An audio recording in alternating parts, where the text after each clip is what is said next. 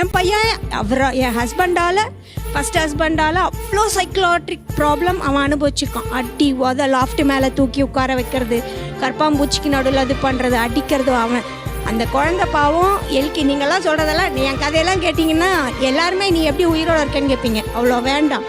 ஆனாலும் என் பையன் அம்மா அப்பா இருந்தால் நல்லா இருக்கும்லன்னா, சரிடா அவரையா கூப்பிட்டம்மானா அந்த அப்பா வேண்டாம், வேற அப்பா வேணும்பா. அந்த பக்குவம் நமக்கும் வரணும்னு சொல்கிறேன். அவனை ஆடவா, அவனை விட கஷ்டப்படவா யாரும் கிடையாது. அந்த குழந்தை அந்த அப்பா அப்படி இருந்தார், அதுக்காக வர அப்பா அப்படி இருப்பாரா? எனக்கு அந்த அப்பா வேண்டாம், வேற அப்பா வேணும்னா அதுக்கப்புறம் தான் வேற ஒரு அப்பா பார்த்து. அஃப்கோர்ஸ் ஃபர்ஸ்ட் மேரேஜ் மட்டும் பார்த்த உடனே செட் ஆயிடுதானே?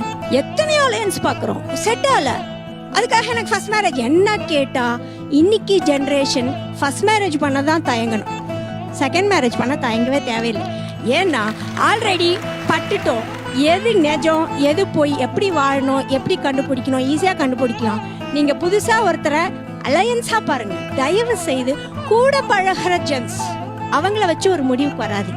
இதே மாதிரி அஃபெக்ட் ஆன ஜென்ஸ் போங்க, கண்டிப்பாக இருக்காங்க. லேடிஸால் அஃபெக்ட் ஆன ஜென்ஸ் எத்தனையோ பேர் இருக்காங்க. அவங்கள தேடுங்க, நான் தேடினேன். அந்த அவருக்கு குழந்தை இருக்குன்னு தெரிஞ்சு கல்யாணம் பண்ணிடணும். இன்னொரு சொல்றீங்க, தயவு செய்து என் பிள்ளைக்காக வாழறேன், என் பிள்ளைக்காக வாழறேன். அந்த புள்ள வளர்ந்து உங்களுக்காக வாழுமா? அந்த புள்ள வளர்ந்து கல்யாணம் பண்ணின்னு போன அப்புறம் உங்களுக்கு யார் துணை?